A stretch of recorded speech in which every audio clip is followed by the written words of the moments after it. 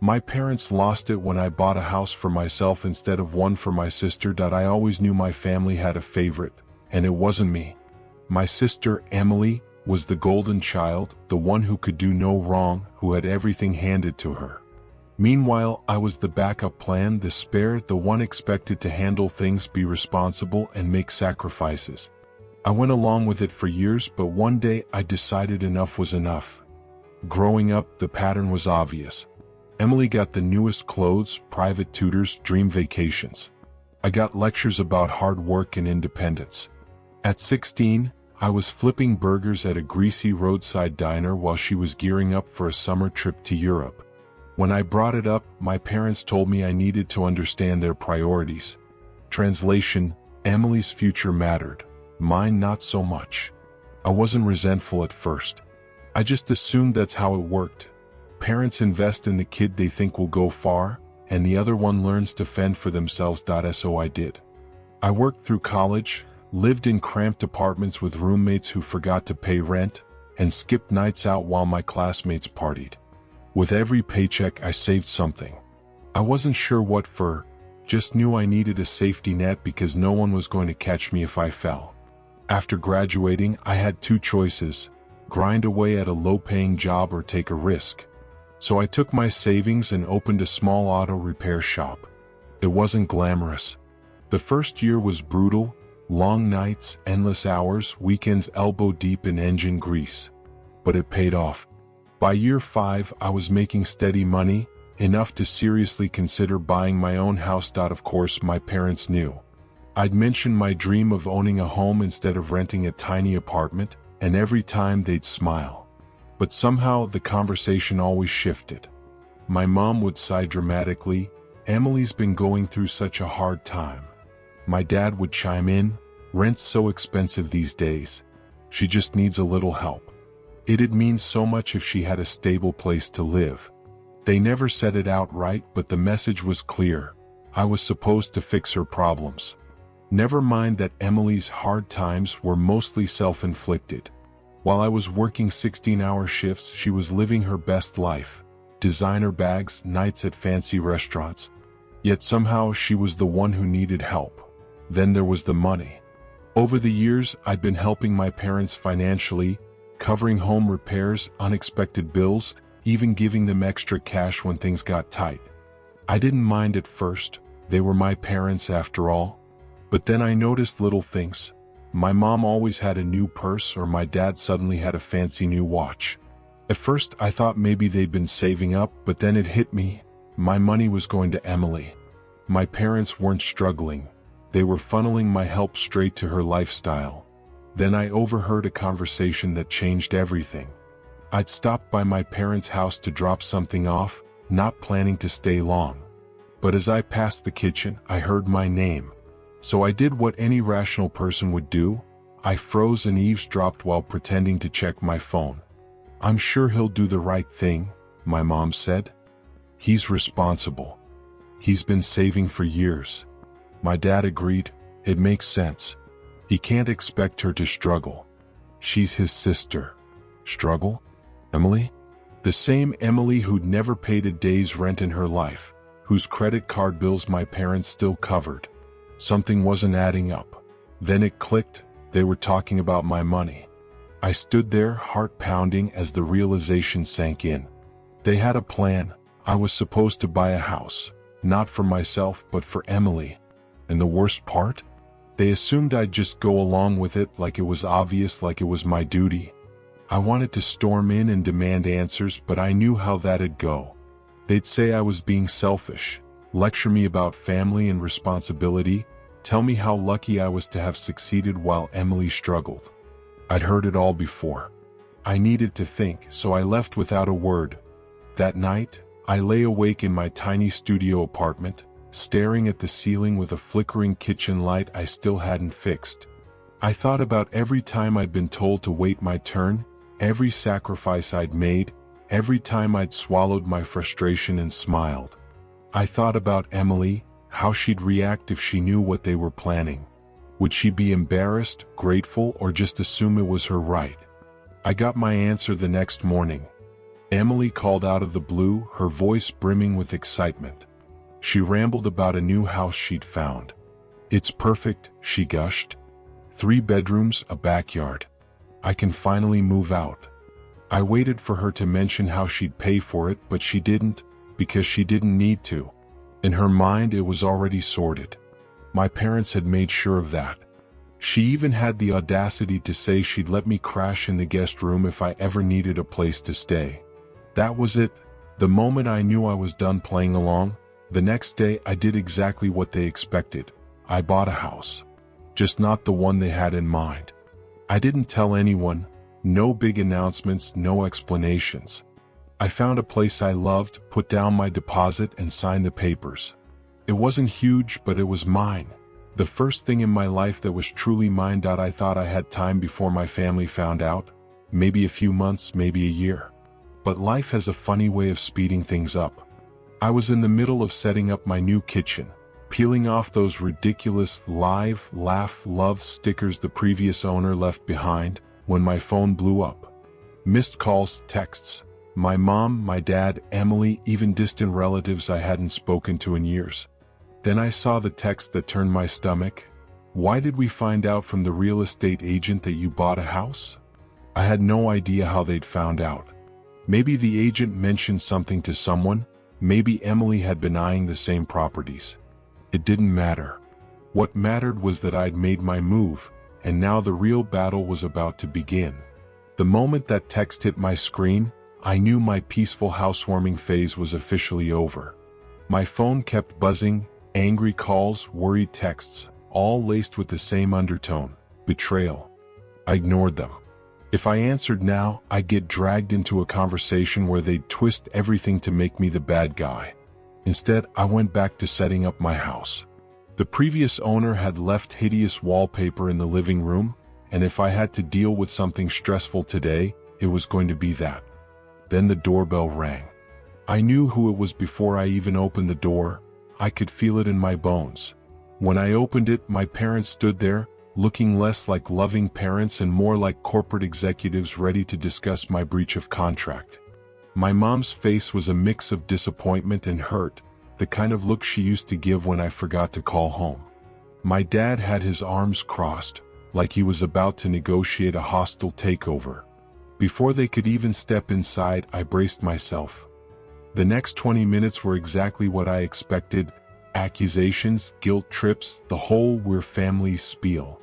My mom talked about how Emily was heartbroken and didn't know where she'd live now.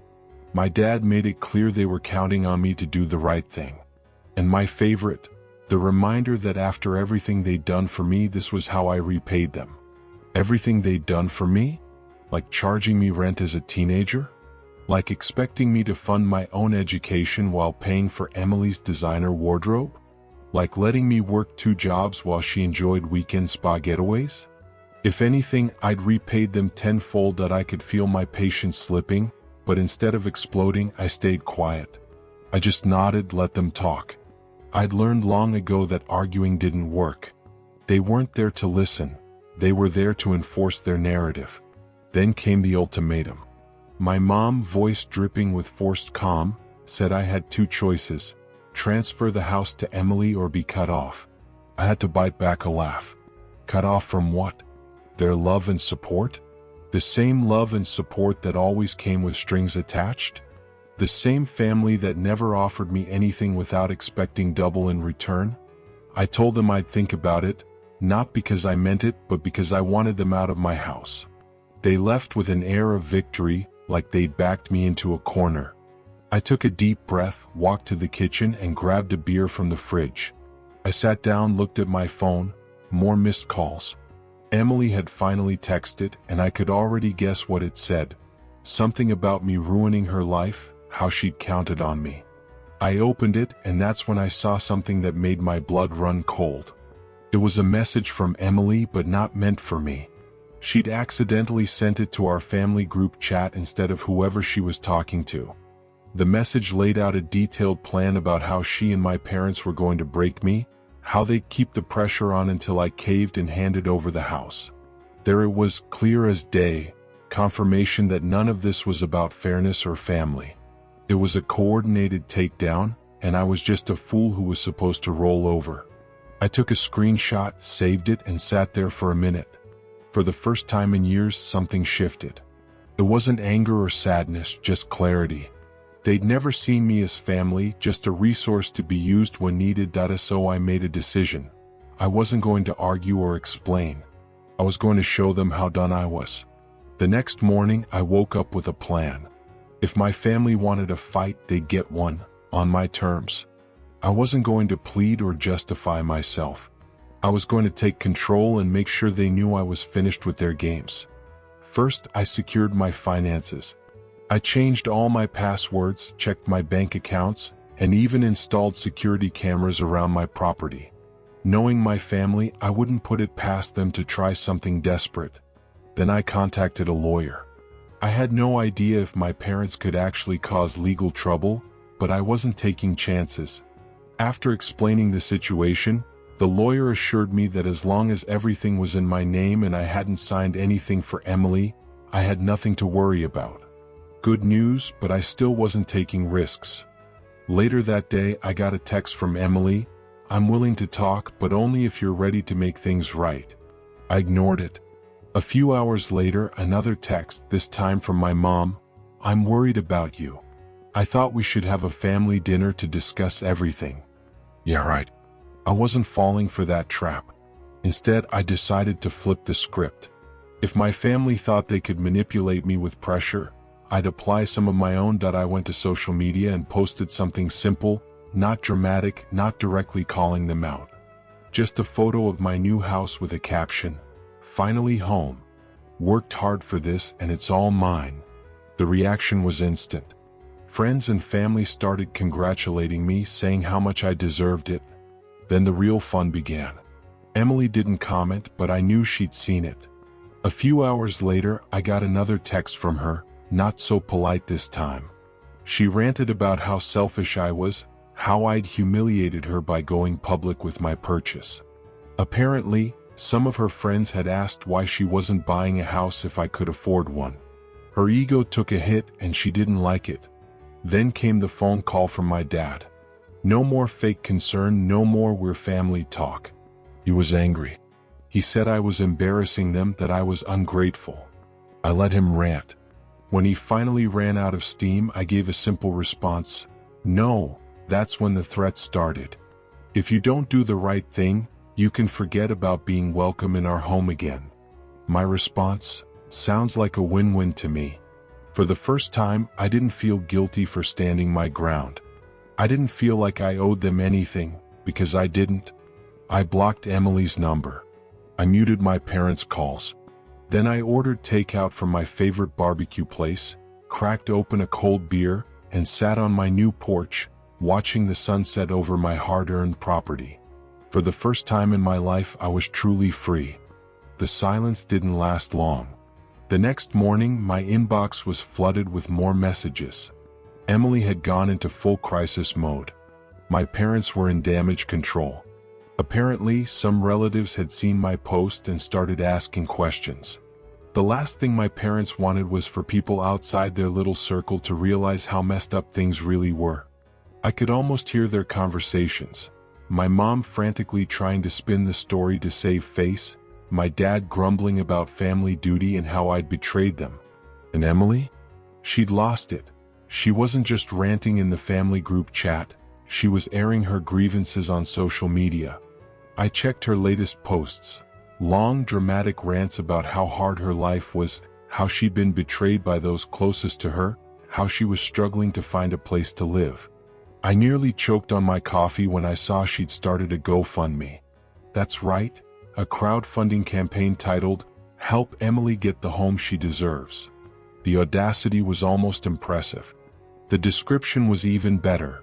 She painted herself as the struggling sister whose heartless brother refused to help in her time of need. Conveniently, she left out the part where she expected a free house and had done nothing to earn it. Total raised $25. Probably from one of her equally entitled friends. I had to admit I was a little disappointed. If you're going to pull a stunt like that, at least make it convincing. Still, things were getting ridiculous. I needed to shut this down before it spiraled further. I had no interest in turning this into an online family feud, but I wasn't going to let them drag my name through the mud. So I dropped one final bomb. I made a new post, this time with receipts, screenshots of Emily's text, where she openly admitted to plotting with my parents to pressure me into giving her my house. I didn't add commentary, just the screenshots and a simple caption, clearing up some misunderstandings. The internet took care of the rest. Within hours, people started tearing into her. Friends who'd blindly supported her before suddenly went quiet. Some even turned on her, realizing they'd been played.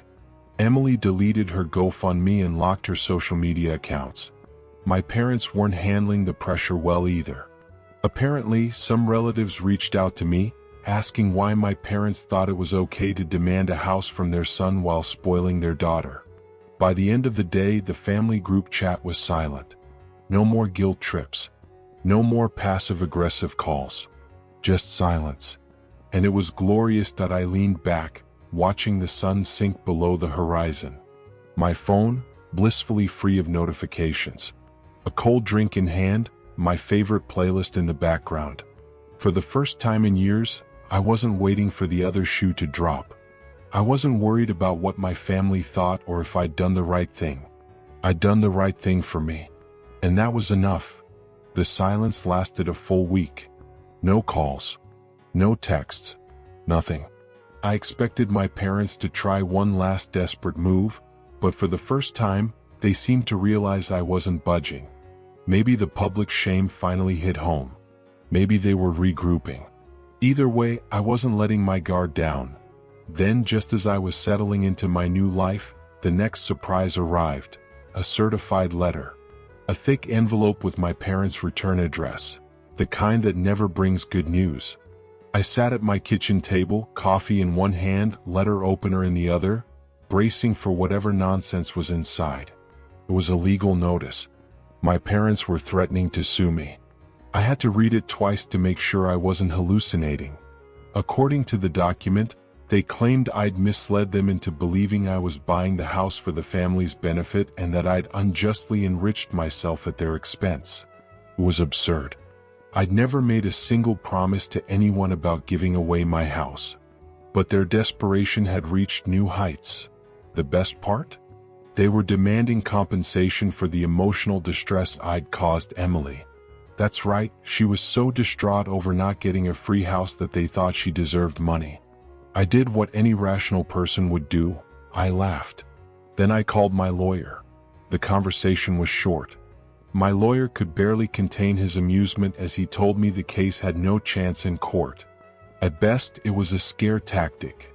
At worst, a desperate last attempt to manipulate me into giving in. Either way, I wasn't worried. But I wasn't letting it slide either. If they wanted to escalate, I'd escalate right back. I made a few more calls. One to my bank to triple-check everything was secure, another to a locksmith to beef up my home's security. Then I did what I knew would push them over the edge. I sent my parents a certified letter of my own, informing them that any further harassment would result in legal action. 2 days later, the call started again. First my mom, then my dad, then Emily. I ignored them all. They left voicemails, some apologetic, others still trying to guilt me. My mom's was the best. She went from sobbing to furious in a single message, demanding to know how I could turn my back on my own family over something as small as a house. Small? The irony nearly knocked me over. If it was so small, why were they willing to go to court over it? Finally, on the third day, I answered when my dad called. He skipped the pleasantries, getting straight to the point. They'd drop everything if I agreed to work out a deal with Emily. I told him there was nothing to work out. That was the final straw for him. He exploded, ranting about how selfish I was, how I'd betrayed them, how no son of his would treat his family this way. It was the same speech I'd heard a dozen times before. But this time I felt nothing. I let him talk. When he finally ran out of breath, I said calmly, "I have nothing more to say. I wish you the best. I hope you move on." And I hung up. That was it. The legal threats stopped. The guilt trips ended. My parents finally seemed to get that I wasn't backing down. And Emily? She went quiet. Either she realized she wasn't getting anything from me, or she found another target to latch onto. For the first time in my life, I felt free. No more manipulation. No more obligations. Just me, my house, and a future that was truly mine. I'd won. The first weeks of freedom were an adjustment. I'd spent so long bracing for the next round of manipulation that it felt strange to wake up without dreading a passive-aggressive text or another family ambush. My house finally felt like a home, not just a fortress I had to defend. For the first time, I could focus on myself, building a solid routine, waking up early, hitting the gym, cooking real meals instead of grabbing fast food. I finally had the time and energy to enjoy the little things like sitting on my porch with a coffee, watching the world wake up. It was the kind of peace I didn't realize I needed. Of course, peace never lasts forever. One afternoon, while working from home, I heard a knock at the door. My gut told me exactly who it was before I even looked. Sure enough, Emily was standing on my porch, looking less like the sister I grew up with and more like a door-to-door salesperson on the last day of the quarter. The entitled confidence was gone, replaced by something that almost looked like desperation. I almost didn't let her in. Instead, I stepped outside, arms crossed, waiting for whatever script she'd prepared. She started with awkward, forced small talk, like she was reading a poorly rehearsed script. Then came the real reason she was there. "I've been thinking about everything, and I realize I've been a bit unfair," she assured me. "I'm not asking for a house anymore. Just a place to stay. Just for a while." I nearly laughed. "A while? Sure. And then what?" She moves in, and suddenly I'm paying her bills while she lounges on my couch, complaining about how unfair life is? No way. That I kept my response simple. "You have parents who've bent over backward for you. Why not stay with them?" That's when the real truth came out. She wasn't welcome there anymore. Apparently, after everything that happened, our parents' reputation had taken a hit. Relatives who used to enable her behavior weren't rushing to her side. Even some of her friends had distanced themselves. Turns out, when you go viral for trying to scam your own brother, people don't want to be associated with you. Emily wasn't just looking for a place to stay, she was trying to escape the mess she'd made. I didn't take the bait. I told her I was done playing that role. "No hard feelings, but I'm not responsible for fixing the problems you created." The moment those words left my mouth, her expression changed. The fake humility vanished, replaced by the same old bitterness. She called me selfish, said family should help each other. I just shrugged. She stormed off, making a dramatic exit that might have worked when we were kids. But all I felt was relief. A few days later, I stopped by the mall to pick up some things. While waiting in line at a coffee shop, I heard a familiar voice. It was Emily talking loudly to someone at a nearby table. I wasn't trying to eavesdrop, but when your sister's voice carries like a megaphone, it's hard not to. She was complaining about how hard her life was now, how she had to get a real job, like a normal person. She went on about how exhausting it was, how she couldn't believe people did this every day. The woman she was talking to looked seconds away from reminding her that most people have been doing exactly that forever. I bit my lip to keep from laughing. It was too good. Instead of saying anything, I grabbed my coffee and walked past her table. She didn't even notice me. As I left, I couldn't help but smile. For the first time, I wasn't the one dealing with Emily's drama. Someone else had to listen to her monologue about life's injustices. And you know what? That was fine by me. Later that night, I got a text from my mom, a last-ditch attempt to guilt me into reconsidering, something about how family sticks together and how she couldn't believe how cold I'd become. I ignored it. They'd spent years making it clear I wasn't really part of their definition of family unless I was useful. Now I finally understood something crucial. I wasn't cold. I was just done. And for the first time in my life, I didn't feel the need to explain myself to anyone.